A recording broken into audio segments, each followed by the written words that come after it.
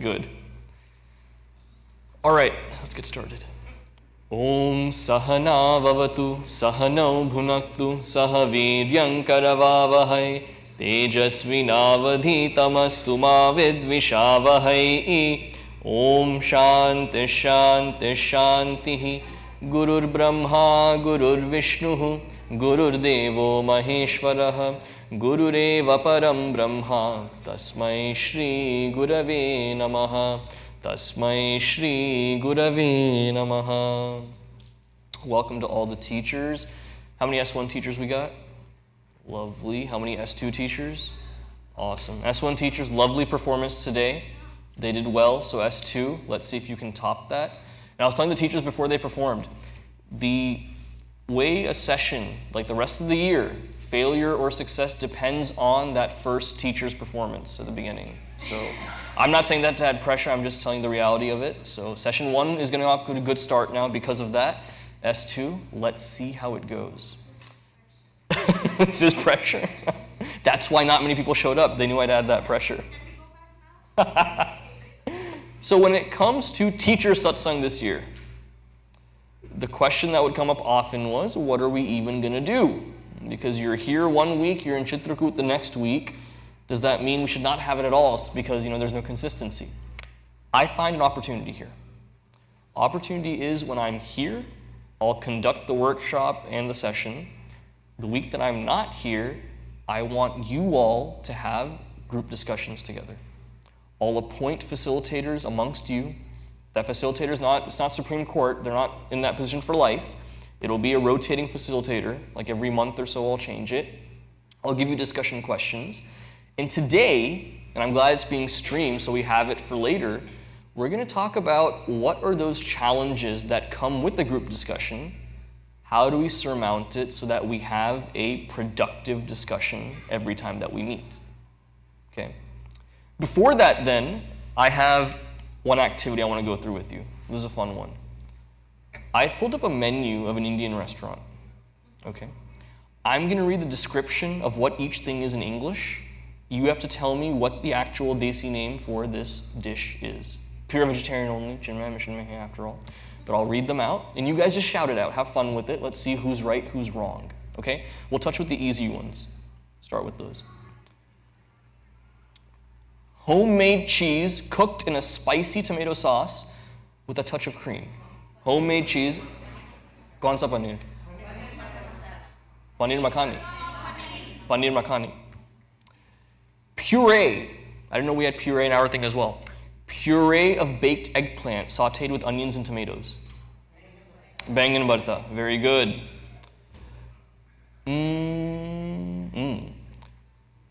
Dumplings of fresh vegetables cooked in curry sauce. Balai kofta. Do you run a restaurant? If you do, it's not fair. If you do, it's not fair. This is a good one. Fresh garden peas and cheese cooked in curry sauce. Matar paneer. Very good. Let's get harder then. Actually, non-veg, all of this. Okay, here we go. Potatoes and cauliflower cooked in a medium hot spicy sauce. Potatoes and cauliflower. Aloo gobi. Kya baat hai. What else is there?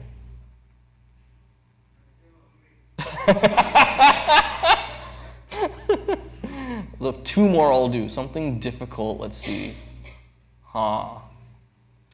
Patties of fresh homemade cheese in sweetened milk served cold with pistachios. Rasmalai. Very good, very good. Sweet pastry ball in syrup. Gulab jamun, yes. Traditional Indian rice pudding made with raisins and nuts. Kheer badami. Indian ice cream with pistachio. Kulfi, very good. Final one then, let's find a good one here, something that will challenge you geniuses. What is there?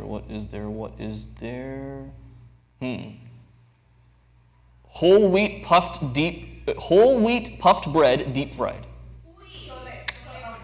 Bature, very good. So these two geniuses are getting all of them. The rest of us struggled when we looked at this. The reason being, for our food, is there really an English translation purely for all of this? One word that we have, they had to have like 10 qualifiers and this and curry sauce and that and everything. They do this for the white people, right? When they come to the restaurant, for them to know what these things are. But it's funny for us when we have to read these things. I find it really funny, at least. Group discussions are the same way. We think one thing, we want to express it one way. That expression is hard to come out. And what are some obstacles in a group discussion? And let's go through those, especially amongst adults. And I say this for a reason. I do discussion groups with chicks. I do it with adults also. There's a vast difference between the two and how they communicate with each other. So one challenge, the first one that we find is discomfort in the group discussion setting. Discomfort of either I have to speak with all these people looking at me. Discomfort of I have to listen to other people talk and their ideas. That's also discomfort there. The discomfort that will my ideas be accepted? Will I be ostracized for having an honest opinion that's unpopular? Things like this. So because of that, there's a certain discomfort that comes with these group discussions. We shy away from it. A group discussion group starts out strong. As we go week by week, dwindles and dwindles until it's just one person sitting there and they talk to the wall. That's still satsang, but it looks kind of weird when they do that, right? That's how discussion groups go. Now, what is it that we can do to surmount this then? If the first problem is I don't feel comfortable sharing my thoughts in a discussion group, it's not that we're here to judge each other. These discussions are not opportunities for us to show dominion over others and how smart we are. Sometimes discussions turn into that, don't they? And it's tough to see as a facilitator when that happens. People are just trying to quote this big scripture, this thing. Do they understand what they're saying? Is it relevant to the topic? That's beside the point. No one cares about that. But I need to show how much I know. That's one part of it. Another thing is that when people feel like they have to speak on every single topic that's brought forth, every single point that someone makes, I have to respond to it. That's not the case either. It doesn't have to be that way. Because when it comes to a discussion nowadays, what has it been devolved to? You watch CNN or any of these news shows, you have two talking heads from both sides of an issue. They'll both come on there, yell their heads off. Moderator acts like they hate it, but at the end of the day, moderator loves it because ratings go up when there's big blow-ups like this. And then they agree to disagree, and they go their separate ways. Both of them, pocketing a fat check for what they've done, and life goes on. That's not our purpose here. It's not that we agree to disagree and then we leave. There is a conclusion that's given for these topics. Shastra laying it out, Gurudev explaining it. There are conclusions. How do you and I get to that conclusion? Through clearing up doubts, through bringing in personal experiences, through reflecting in ways that we would not have reflected if we were left alone, but in the group setting, these reflections do come out. That's the entire point. Now, group discussions in sports have a lot in common. They really do. Some of us treat group discussions like it's playing golf. You hit your point, you don't really care about how it looks and what the trajectory and everything is, you just hope it lands near the hole somewhere. So we just raise points like that, one after the other. Is it being communicated the right way? Is it getting across to the person? Not our concern. We just play golf and we hit it like that. Another form of group discussion is tennis. In tennis, how do you win the point? Either hit a winner that's unreturnable, or you make the other guy hit the net. In the same way in my group discussions, either I hit a point that is so hard to understand and so out there, unreturnable point, or I make the other guy hit the net, saying, oh, you goofed up with that point right there, you were wrong, therefore I'm right about what it is. We play tennis. Sometimes we play baseball in group discussions. That even if the question is a simple one, I give a complicated answer, hitting home runs, one after the other then. That no one can catch the home run, right? It has to go all the way out there. You're laughing because you've seen this happen in group discussions. That's why I'm saying this. Then there's football that we play sometimes. Group discussion of 10 different people talking. We identify 2 or 3 superstars in there. We give them the ball every single time. They're the ones that answer everything. If there's a doubt, everyone looks at them only, and they're the ones that are emboldened saying, because of me, this group is here. And they're also part of the group. Just like any other member, but they're the ones that talk the most then. It becomes domination by a few people. The few superstars, wide receivers, we throw them the ball every time. Best form of group discussion is what then? Which sport? Basketball. In basketball, there's 10 guys on the field, but the points are only scored when there's good passing. Team with the best shooters doesn't win the game automatically. Statistics, advanced stats show team with the best passing is always the one that wins. Why? Because everyone gets involved. Everyone's ideas are taken into account. Using all of that, then we're able to come to a conclusion. And when we do, it's not a forced conclusion given by a few. There's buy-in from everybody. Everyone's gotten their say. Everyone understands where everyone is. We're all on the same page.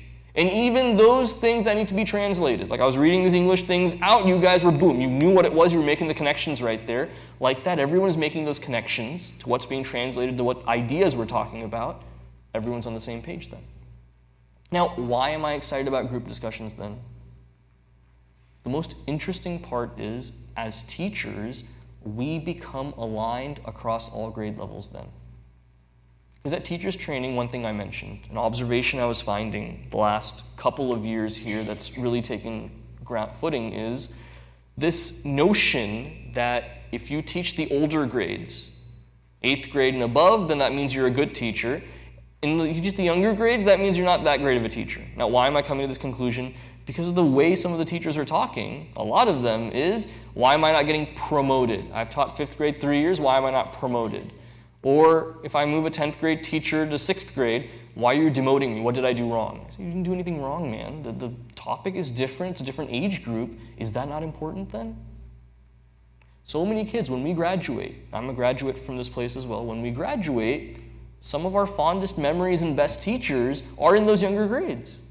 It's not that only the higher grades are the important ones. Not that they're the most skilled teachers either. It takes a different skill set.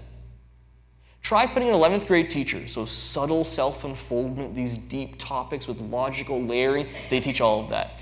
So they must be the most skilled, you're telling me, right? Put them in a 2nd grade classroom with kids jumping around. If they start talking about that Brahman, that highest reality, these kids will eat them alive. That skill set will not be there for that grade. In the same way, that kindergarten teacher who's able to hold the kids' attention for a whole hour, holding your own children when they were 5, how hard it was to hold their attention. Imagine 20 of those 5-year-olds then, how hard should that be? They hold their attention, make them learn, have them behave for a whole hour, playing games, moving around. Put them in a 9th grade classroom, where every question you ask, every kid is willing to debate you on everything. The sky is blue today. No, it's not. Prove it. That's how they come at you. Skill sets are different to handle both then. Kindergarten kid will believe everything you say. You can say the sky is red today. Oh, yeah, that's cool. That's how they are. So different skill sets are needed. So when all these different skill sets are brought to one place where you have group discussions for your own sadhana on topics relevant to you that we'll do through workshops, that makes us stronger together. So my humble request to all of you is, before thinking that, okay, when Hari's here, I'll come for the workshops. The weeks he's not here, group discussion, that's boring anyway. Why nap here when I can nap at home, right? Please do come. Give it a chance. Give me a couple months as a chance coming to these group discussions. I'm sure you'll gain something from it. And if you have feedback on how they can be improved once we start, come to me with that feedback. If there's a discomfort with the group discussion, don't just stop coming. Tell me what the feedback is, how it can be improved. We'll work together on this. Swami Sarveshananji was serving here for 21 years. Before coming here, he had 8-9 years of experience as a brahmachari. So by the time he was leaving, the last 10 years especially, any problem that comes up in a group discussion, he's able to resolve very easily. He's been there and done all that. I'm coming up next month on my 4th year as a brahmachari.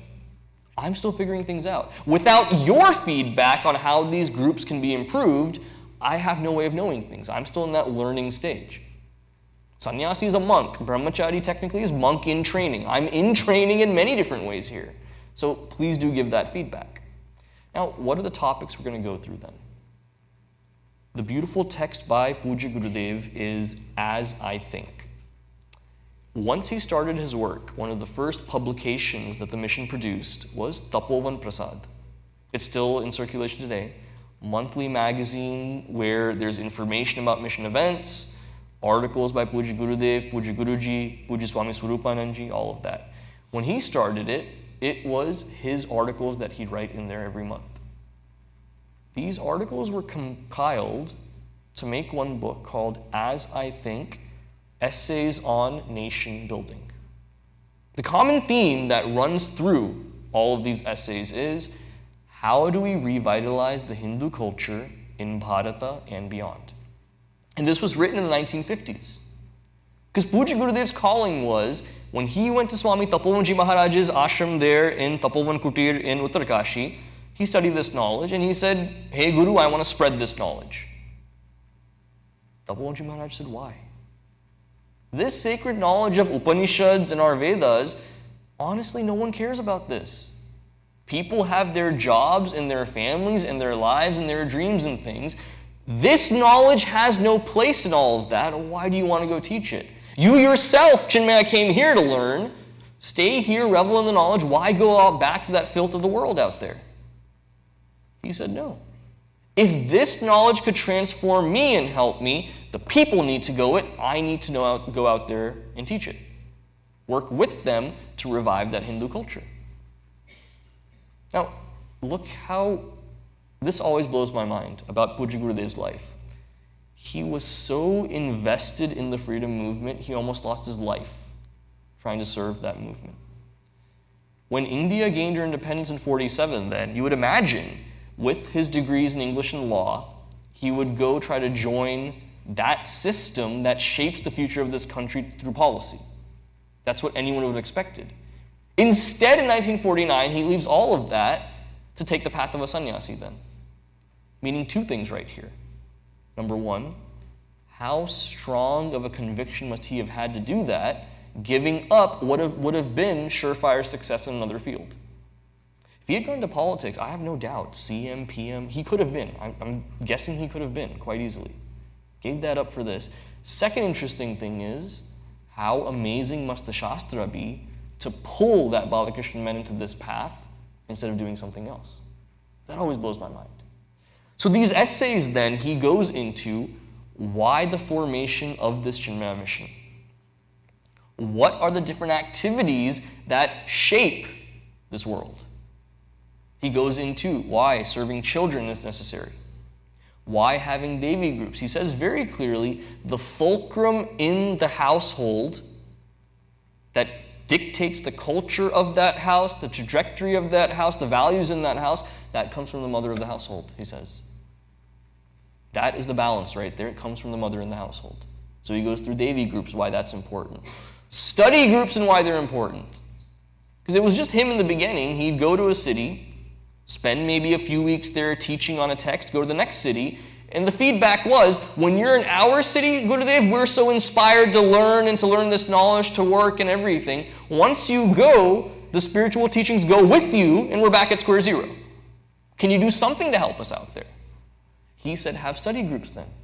That whatever I've taught you during that time, discuss it, stay in correspondence with me about the progress of your group, but have that serious study as a group. And that really helped as well. So his thinking was so comprehensive, so far-reaching, such a long-term vision that in this collection of essays, one other topic that comes up is training cultural ambassadors, is what he calls it.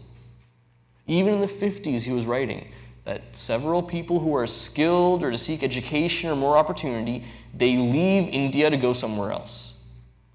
But the way they denigrate their culture once they're out there is horrifying to see. And this was in the 50s. Look at what's happening in the world now.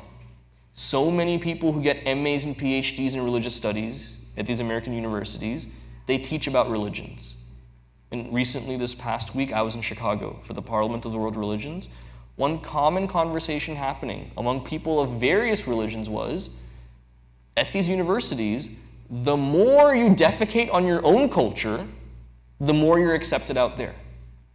It's very true for these people that are teaching Hinduism. The more they criticize Hinduism as being racist, misogynistic, casteist, all of these things, they're the ones that get published. They're the ones whose ideas are spread. They're the ones who influence what this entire country thinks of Hinduism at the end of the day. That is the dangerous situation we're in right now. Which is why during your teachers' trainings, the individual ones that we did on Zoom, I mentioned that that's why we have these civilizational topics. To account for the fact that once the child leaves this safe environment here, what they hear about Hinduism in India is completely turning them to be anti-Hindu. That's happening at a rapid pace. So that's one part of it, training cultural ambassadors. He goes into a whole section of why ethics. When it comes to your corporate lives in the workplace, the guy that works diligently and honestly and puts his head down and does what only he's supposed to, not playing office politics, is he the one that rises, or is it the person that cuts corners and talks to people and everything? Second one, there's a New York Times comic strip, my favorite one I've ever seen. It's a kid holding his report card. It has a bunch of F's. He's failed every class. The dad's looking at him sternly. And the kid says, "Dad, but you always say it's not what you know, it's who you know." That's what he says. So that's what our kids are getting the same message then. Because in that corporate workplace, it's not a meritocracy. It's who can suck up to the big boss the best, they're the ones that rise. Who can cut corners, who can play politics, that's who rises. So when that's the culture that we're in right now, why have any ethics at all? So then there's that disconnect between Shastra says be ethical and honest and moral and humble and all of this. I see in the real world I don't succeed with any of these qualities. Why even have them? And so Gurudev goes in explaining, if your goal is money, promotion, and success, then ethics may not be relevant to you. Go live the way you want to. If you want personal spiritual growth, that ultimate liberation only coming from purification of mind, then these qualities are 100% necessary. So it's not that why ethics when all these people get ahead. What does getting ahead mean to you and me? He flips that question that way. There's another essay he writes on solitude in there. Solitude, he says, is quite a misconceived sadhana. Because even in Sadhana Panchakam, Bhagavan Shri Adi Shankaracharya Ji, one of the 40 sadhanas given is Ekante Sukhamasyatam, find happiness in solitude. But then looking at the world today, even in Gurudev's time, how often are we truly in solitude? Sleeping does not count as solitude. The mind has to be awakened at that moment. When are we truly in solitude? Just being alone is not solitude either. This stupid thing can't be on with you. When are we truly in solitude? Never. I can't remember the last time I was in solitude then. That's a scary situation. Because being one with yourself, having these thoughts that you go into, that's seen as a sadhana for progress, yet that is a sadhana we never get to practice. Because of our proclivity for certain gadgets then, our entire interactions have changed as well. Like my dad would tell me stories about he met someone at a bus stop and they had a conversation, interesting thing. Like he met a tax collector one time, he one time met a water management person. That's how he said he learned so many things about the world, just standing at a bus stop, talking to these people. When's the last time we were at an airport, struck up a conversation with a stranger? Nowadays, if someone talks to a stranger and says, "Hi, my name is blank," and talks to them, you think they're weird, that why aren't you just scrolling on your phone, why are you talking? It's the weirdest thing for us to talk to other people now. That has an effect on the kids. You know how many kids growing up now have no idea of how social interactions work? That you put them in a situation where they have to make friends or meet new people, they're terrified to do it. They just cannot do it. 10 years ago, 15 years ago, we'd have these lock-ins and things like this. We didn't know kids when we went to Labor Day camps and all of that. We made friends and got to know them. Now, a lot of the times, I don't really actively engage early on. I just observe the kids, seeing how they are. They just cling to their phones and the walls of the room. They're so scared to interact with people they don't know. That's a concern. So the world is changing in so many ways then. Our idea of solitude, what that is, totally gone out the window. But at the end of that essay, what does Puja Gurudev say? Solitude is not a sadhana for the sake of being a sadhana. Your religion is that composition of your values and your practices and your beliefs. Let solitude be a test of your religion, is what he says. Meaning all of those values, all of those beliefs, the direction we're pointed in, does solitude have a benefit in that way? Or am I afraid of my own thoughts? Let solitude be that test of my own religion. So like this, he goes into various topics. He makes one suggestion in there that I think is wholly necessary. He says this in the 50s, by the way. He says before leaving the Indian universities, whatever subject they're studying, students in that country should be required to have a basic knowledge of what Vedanta is and what the spirit of this country's culture is in the form of Sanatana Dharma, just to understand the ethos of the land. Is that something we were exposed to growing up at all? You even in India? Didn't happen. So his vision was comprehensive, clearly laid out. Parts of it are unfathomably profound. Not all of it came to fruition. There's an attempt to make it so, but his ideas, his vision and outlook were just on a different level. Now, why is that relevant to us now? I said this in the trainings. This is information you already know if you were there. I'm just repeating it for the sake of the new teachers. These next 3 years are a golden period for the mission. 2023 to 2024, Pujya Gurudev's 108th birth anniversary. His Jayanti, celebrating it for the 108th year, very auspicious. 2025 is 50 years of the Chinmaya Yuva Kendra movement. 50 years of CHIK, which you talk to any Swamin Brahmacharin committee members, so many people nowadays, they started off as CHIKs and then they ended up taking their service to Gurudev further. 2026, 75 years of Chinmaya mission. Another big, big milestone that we come to. Where, for many organizations, once the founding member of the organization passes on, the culture changes there, discipline kind of changes, values fall away. Before you know it, membership decreases and the organization fizzles out. You look at Chinmaya mission though. Look how strong we are even after Pujya Gurudev has left, even after Pujya Guruji has handed over the reins to Swami Swarupananji. That shows really the power of Gurudev's vision. Where in his last days, before he attained Mahasamadhi, people would thank him emotionally, that thank you for transforming our lives, giving us what we needed, helping the children, especially here in the West, giving us a taste of our culture. They would thank him profusely.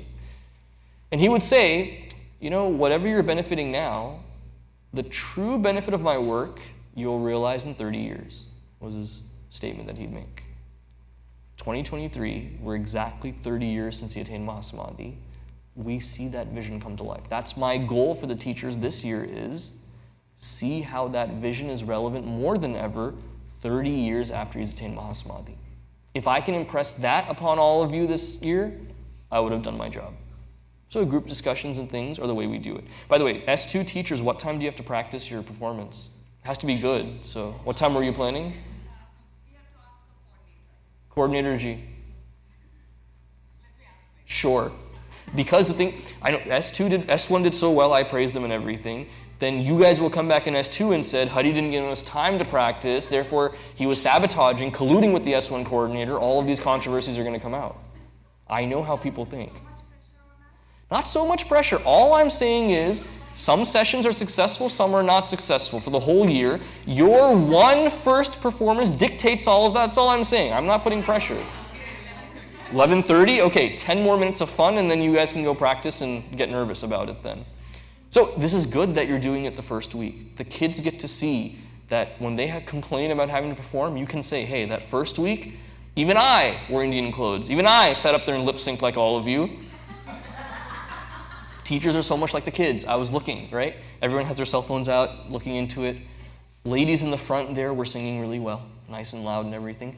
Gentlemen in the back were sitting there, you know, looking from this angle. Wow, so many people are here. Oh, so many kids. Oh, clock is at this time. And then every now and then they look and then they lip sync something. So it was nice. So the kids are just like the teachers. It's awesome to see. I love that. the nerds in the front, the cool kids in the back. Even within teachers, there are those like that, right? Nerds in the front, cool kids in the back. So really fun to see. So one other thing to stress to your students today, for S2 teachers, 5th through 12th grade, if you're teaching those, I'm going to be coming by at the end to just talk a little bit about Labor Day Camp. Please do encourage them to be a part of that, and that'll be really good. One more thing to look forward to this week. Divyaji and I are really happy to announce this, that Swami's used to have study groups and Devi groups during his time here. Then the last year with the transition and everything, we kind of put a pause on that. Now, this coming year, Divyaji will be taking one study group and one Devi group at the Chitrakoot Center. So the Devi group will meet during the week. The dates have to be announced still, days of the week. So the Devi group is a ladies group that'll meet during the day at Chitrakoot.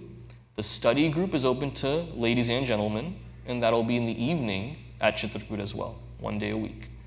I will be facilitating a Devi group and a study group, one Devi group and one study group in Frisco, one Devi group, one study group here at Saket. So I'm telling you all of this so you can tell your friends in the other places. I imagine if those of you participating will come to the one here at Saket or Frisco if that's closer to you. Now, what will we be doing in these groups? For the Devi groups, the text we'll be going through is Art of Man-Making, where it's a collection of essays by Puja Gurudev. Each essay has to do with Bhagavad Gita. So references to shlokas are there as he goes, footnotes and everything. It's a good primer as we start these groups new, because Swamiji was running these groups for 20 years. His groups got to the culmination of Viveka Chudamani, Drigdrisha Viveka, all of these. We're starting back from the basics now, building up from these groups as we go. And the next one is the study group in the evenings for all 3 locations. We'll be doing self-unfoldment there. Now I know teachers will grumble and say, self-unfoldment, that's so basic, this and that. There's no such thing as a basic text. Let me tell you that. Every text has so much depth, so much potential for dialogue and discussion. That'll be the text we take there for the study group. And for those of you who were a part of that Friday Devi group that was going on online, Bhagavad Gita, they started from the very beginning. We're now in 15th chapter. I will fulfill that commitment, and we will finish out Bhagavad Gita. It may take a year, year and a half, 2 years. Hey, what's the hurry here? Bhagavad Gita is beautiful. So we'll finish that out as well. That's for that Friday group that meets online. So that's our offering during the week here. Now for the kids, we want to ramp it up for the kids as well. So middle school, elementary school this semester, we do have lock-ins for both of them. For high school, we also have a lock-in. Now there's other high school things we're doing too. 4 times this year, so 2 times per semester, we're going to have what we call a high school hangout. Where on a Friday night, the high school kids come, we have pizza, food, drinks, everything, and then we have workshops, activities with them, movie workshops, discussion groups, hands-on activities around the mission. We do all of this at Saket. Usually goes from around 7 p.m. to like 10:30 or 11 p.m. on a Friday night. So we thought about doing it Saturday. The complaint was if my kids are out late on Saturday, they can't come to mission on Sunday. That hurts our attendance, blah, blah, blah. So therefore, Friday is when we'll do these events. We'll announce the dates pretty soon. There'll be 2 per semester.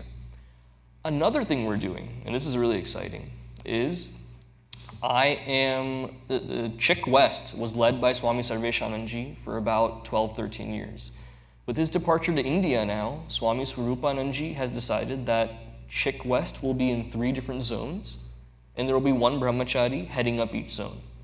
So Western zone, Brahmachari Soham Chaitanya-ji from San Jose. Eastern zone, Brahmacharini Shubhani Chaitanya-ji from New York. Central zone, you're stuck with me. So Central zone includes Dallas, Austin, Houston, San Antonio, Chicago, Minneapolis, New Orleans, Kansas City, Baton Rouge, this whole area right here. Ann Arbor, Atlanta, Alpharetta, this whole area is the Central zone. So one thing we're going to be unveiling, you'll get the message soon, is for high school students from all of these centers, we're going to have every month an online session on usually the first Friday of the month. An online session where they do the same thing, workshops, things like this. Dallas kids are welcome to attend that as well. So the flyer will go out soon because we want to build up our Chick membership. But the strategy of reaching out to graduates and saying, come to Chick, that's not been working. Because there's no buy-in at that point. They're already like, who graduates from high school thinking, okay, now I have all the freedom in the world, I can do what I want without my parents knowing, let me go join a Chick study group. Does anyone think that way? Only the weird kids do, right? No one thinks that way. It's about having fun. So if we don't build that samskara of this being important in high school, it's not going to come later on after high school. That's where we have to target to really get them interested and involved so they stay on later. That's why this big high school initiative, where the high school group is called J-Chick, Junior Chick is what it's called, 9th grade to 12th grade. So these events every single month, especially in Gurudev's Jayanti, 108th Jayanti year, no doubt will be amazing. So that's something to look forward to then. So with that, I took 4 extra minutes. I'm so sorry. But please practice the bhajan now and have a great performance. Om Shanti Shanti Shanti Harihi Om Shri Guru Pyo Namaha. Harihi Om. Hari Om, everybody. Thank you.